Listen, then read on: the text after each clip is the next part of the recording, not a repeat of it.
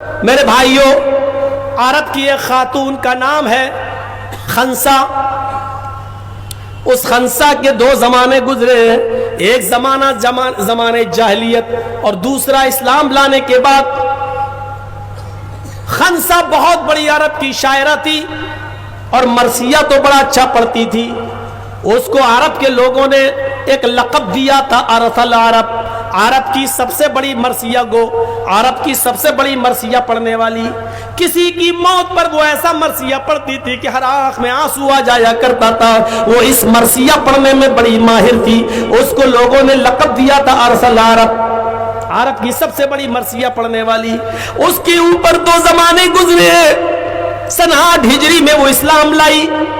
8 ہجری سے پہلے وہ اسلام کے اندر نہیں تھی، 8 ہجری سے پہلے وہ اسلام کے اندر نہیں تھی۔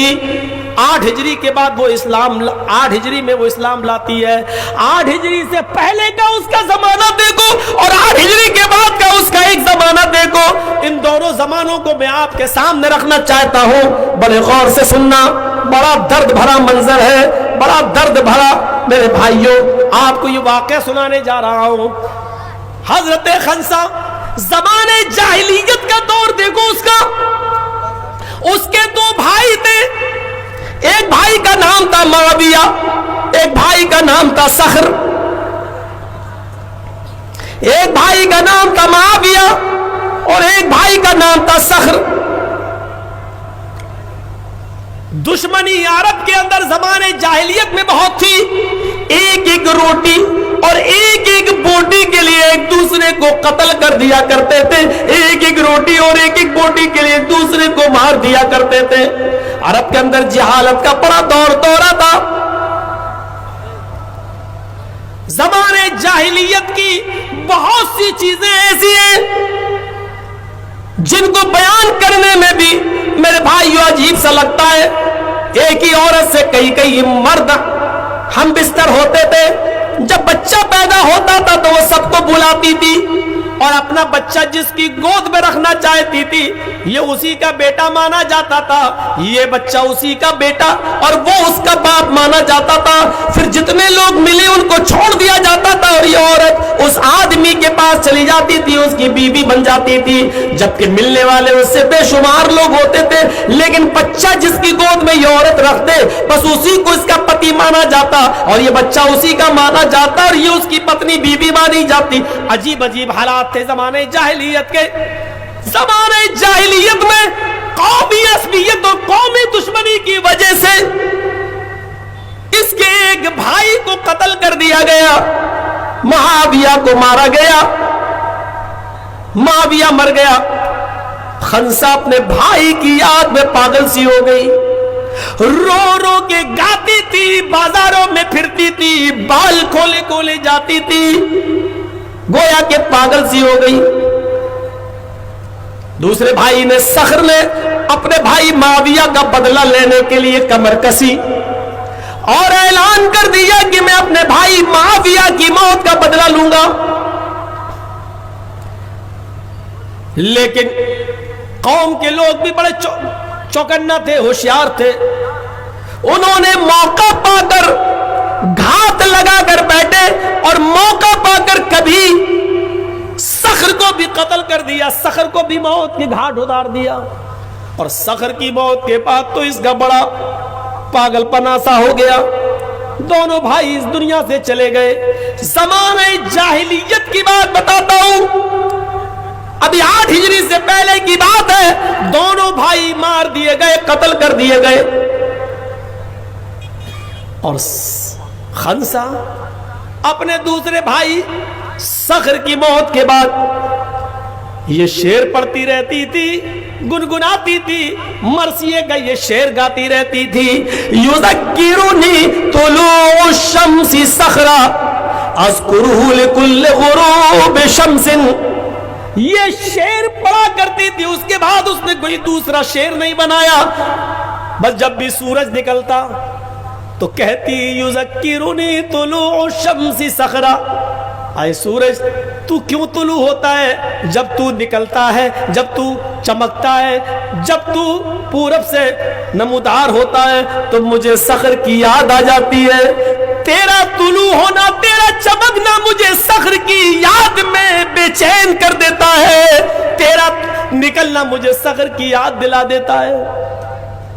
اور کیجئے، ہر جب بھی سورج نکلتا ہے، نہیں روز وہ یہی کہتی یذکرونی طلوع الشمس صخرا، اے سورج تو نکلتا ہے تو مجھے صخر کی یاد آ جاتی ہے، گویا کہ سورج سے شکایت کر رہی ہے، اے سورج تو نکلنا بند کر دے، اے سورج تو نہ نکلا کر، اے سورج تو کیوں چمکتا ہے، اے سورج تو کیوں نمودار ہوتا ہے، اے سورج تو کیوں بیدار کیوں آتا ہے، کیوں چمکتا ہے؟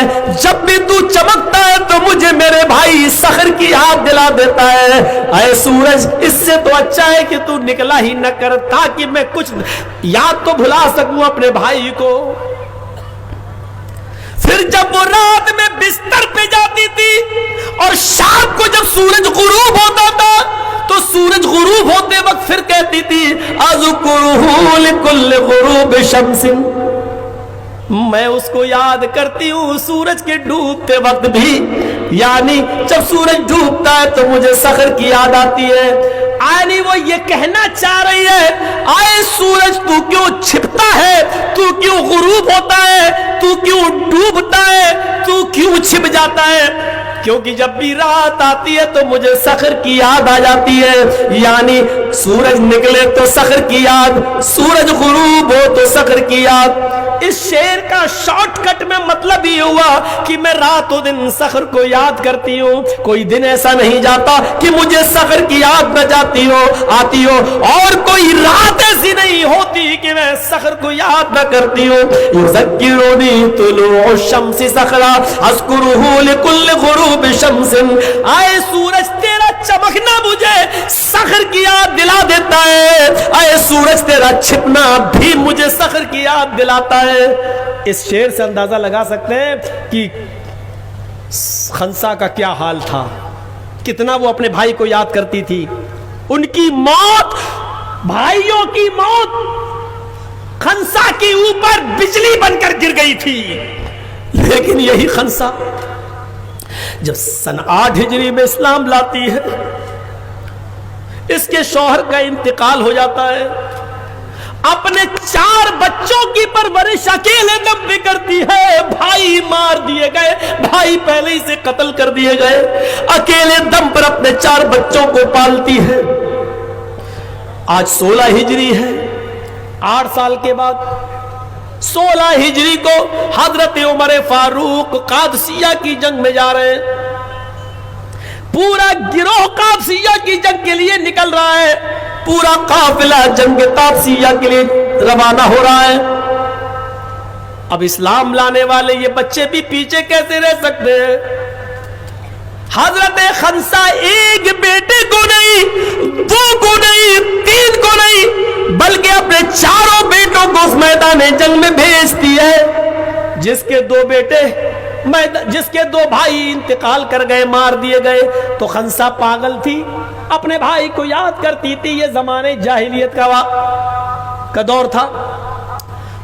اسلام لانے کے بعد، ایمان لانے کے بعد اب اس کو پرواہ نہیں ہے، یہ 4 بیٹے اگر چاروں قتل ہو گئے تو میرا کیا ہوگا، میری دیکھ ریکھ کون کرے گا؟ کوئی پرواہ نہیں، اپنے 4 بیٹوں کو میدان جنگ میں روانہ کرتی ہے۔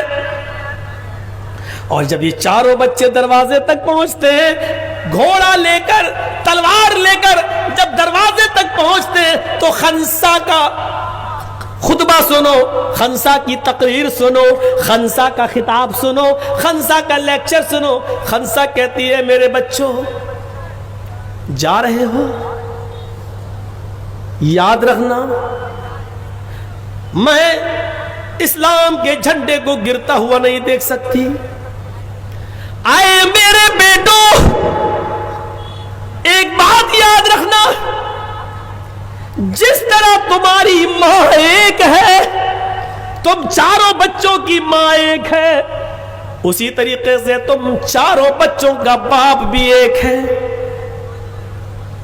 ماں اپنے بیٹوں سے کہہ رہی ہے، جس طرح تمہاری ماں 4 کی ایک ہے، تمہارا باپ بھی ایک ہے۔ یعنی اے میرے بیٹو، میں اللہ کی قسم کھا کے کہتی ہوں کہ میں نے تمہارے باپ کی امانت میں کوئی خیانت نہیں کی ہے، ایسا نہیں کہ کسی کی رگوں میں کسی باپ کا خون اور کسی کی رگوں میں کسی دوسرے باپ کا. نہیں نہیں، اے میرے بیٹو، تم سب نے اپنی ماں کا دودھ پیا ہے تو تم سب کی رگوں میں ایک ہی باپ کا خون دوڑ رہا ہے. تم سب ایک ہی ماں کے بیٹے ہو تو ایک ہی باپ کے بھی بیٹے ہو. اے میرے بیٹو، میدان جنگ میں تیر اگر آئے تو تیر میں پیٹھ پر نہیں دیکھنا چاہتی. میدان جنگ میں اگر لڑنا ہے تو بہادروں کی طرح لڑنا، تیر کھانا ہے تو سینے پہ تیر کھانا. اے میرے بیٹو، میں تیر کو تمہارے پشت پر پیٹھ پر نہیں دیکھنا چاہتی. اے میرے بیٹو، زرہ اتار دینا، بہادروں کی طرح لڑنا. زرہ موت سے بچنے کا ایک بہانہ ڈھونڈ لیتا ہے. اگر تم زرہ پہنو گے تو یہ موت سے بچنے کا ایک بہانہ ڈھونڈ لیتا ہے. میرے بیٹو، زرہ انسان کو پر اعتماد بنا دیتی ہے کہ اب مجھے موت نہیں آئے گی. اس لیے میرے بیٹو، زرہ پھینک دینا اور ہمت سے لڑنا. آج یہاں نہیں تو کل قیامت کے دن جنت کے دروازے پر تمہاری ماں تمہارا انتظار کرے گی. اپنے چاروں بیٹوں کو لیکچر دے کر خطاب کر کے بھیج دیا. یہ چاروں بچے میدان جنگ میں گئے. ایک بیٹا میدان جنگ میں قتل ہو گیا، دوسرے بیٹے نے تلوار سنبھالی، دوسرا بیٹا میدان جنگ میں شہید ہو گیا، تیسرے نے مورچہ سنبھالا اور تیسرا بیٹا بھی میدان جنگ میں شہید ہو گیا، چوتھے نے مورچہ سنبھالا اور چوتھا بیٹا بھی لڑتے لڑتے میدان جنگ میں شہید ہو گیا. جنگ کے خاتمے کے بعد خبر آتی ہے اور خنسا کو بتایا جاتا ہے، خنسا تیرے چاروں بیٹے میدان جنگ میں شہید ہو گئے اور الحمدللہ چاروں بیٹوں نے سینے پر تیر کھایا تھا، چاروں بیٹوں نے گردن پہ تلوار چلوائی تھی، چاروں بیٹوں میں سے کسی کے پیٹھ پر کوئی زخم نہیں ہے، چاروں نے سینوں پر اپنے تیر کھائے ہیں. خنسا کے کانوں میں جب یہ خبر پہنچتی ہے، یہ اطلاع ہوتی ہے کہ میرے چاروں بیٹے جنگ کے قادسیہ میں شہید کر دیے گئے. جس کے دو بھائی قتل کر دیے گئے تو کیسے رو رہی تھی، لیکن آج چار بیٹے میدان جنگ میں شہید ہو گئے تو آج کیسے مسکرا رہی ہے. ایمان نام ہے مسکرانے کا. موت کو قریب دیکھا تو مسکراتی ہے. میرے بھائیوں، جو عورت اپنے بھائیوں کے موت پر، ان کے قتل پر کہتی تھی یذکرونی طلوع الشمس صخرہ اذکرہ لکل غروب شمس، آج وہی عورت اپنے چاروں بیٹوں کی شہادت پر کیا پڑھ رہی ہے؟ الحمدللہ الذی شرفنی بقتلہم، الحمدللہ الذی شرفنی بقتلہم. تمام تعریفیں اس اللہ کے لیے، تمام تعریفیں اس اللہ کے لیے جس نے مجھے میرے بیٹوں کی شہادت سے مجھے مشرف فرمایا ہے، مجھے عزت بخشی ہے اور میرے چاروں بیٹوں کی شہادت کو اس نے اس جنگ میں قبول فرما لیا ہے. میرے بھائیوں، یہ ہوتی ہے اہل ایمان کی نشانی. وہ موت اور موت کو اپنے قریب دیکھتا ہے تو چہرے پہ مسکراہٹ. حضرت خنسا نے دیکھا کہ میرے بیٹے شہید ہو گئے تو وہ مایوس نہیں ہوئی، اس کی آنکھوں میں آنسو نہیں آئے، بلکہ ہنستے ہوئے کہتی ہے یہ تو اللہ کی حمد و ثنا ہے، تعریف ہے کہ اس نے میرے بیٹوں کو شہادت نصیب فرمائی. میرے بیٹوں نے 3rd کلاس سے 1st کلاس کی طرف سفر کیا ہے. تو میرے بھائیوں، موت فمن زحزح عن النار وادخل الجنہ، جو جہنم سے بچا لیا جائے اور جنت میں داخل کر دیا جائے، فقد فاز، وہ کامیاب ہو گیا، وہی کامیاب ہے. موت کو کامیاب بناؤ، اور موت کامیاب تبھی بنے گی جب موت کے وقت ہمارے چہرے پہ مسکراہٹ ہو اور ہم یہ سوچیں کوئی بات نہیں، آج ہم اس دنیا سے جا رہے ہیں تو اپنے رب کے پاس جا رہے ہیں. اور یہ وہی آدمی مسکرا سکتا ہے جس کا ایمان مضبوط ہو، جس نے دنیا میں اچھے عمل کیے ہوں گے، وہی موت کے وقت گھبرائے گا نہیں، وہ موت کے وقت بے فکر ہوگا. اس لیے میرے بھائیوں، اس دنیا میں اعمال صالحہ کرو، ورنہ موت تو آئے گی ہی، چاہے عمل اچھے کرو یا برے. اینما تکونوا یدرککم الموت ولو کنتم فی بروج مشیدہ. بڑے بڑے قلعوں میں چلے جاؤ, بڑے بڑے محلوں میں چھپ جاؤ, موت تمہیں ادھر بھی آ پکڑے گی, موت تمہیں ادھر بھی اپنے شکنجے میں لے لے گی, موت تمہیں ادھر بھی کس لے گی, تمہیں اپنے شکنجے میں لے لے گی. مرنا تو ہے ہی, اس لیے موت آئے تو ایسے آئے کہ ہمارے چہرے پر مسکراہٹ ہو اور ہم رب کی ملاقات کے لیے تڑپ رہے ہوں کہ اللہ بس میری تیری تجھ سے ملاقات کا وقت قریب ہے, اور اس وقت ہمارے چہرے پر خوشی ہو. تو یہ ہے اصلی موت. موت کو کامیاب بنائیے. 3:30 بج چکے ہیں میرے بھائیوں, وقت فجر قریب ہے, اور ہم سب کو اب موت کے اوپر تقی سننے کے بعد وضو بنانا چاہیے, اپنے عمل صالح کی تیاری کرنا چاہیے, فجر کی نماز کو جماعت کے ساتھ پڑھنے کی کوشش کرنی چاہیے. ہم اللہ سے دعا کرتے ہیں کہ بار الہ ہماری خطاؤں کو معاف فرما دے, اور جو ہم نے آج یہ خطاب کیا بار الہ اس سے ہمارے ایمان میں اضافہ فرما دے, اور ہمیں جب تک زندہ رکھ اسلام پہ زندہ رکھنا, اور جب ہمارا خاتمہ ہو تو ایمان پر ہمارا خاتمہ فرمانا. وما علینا الا البلاغ المبین, وآخر دعوانا ان الحمد للہ رب العالمین.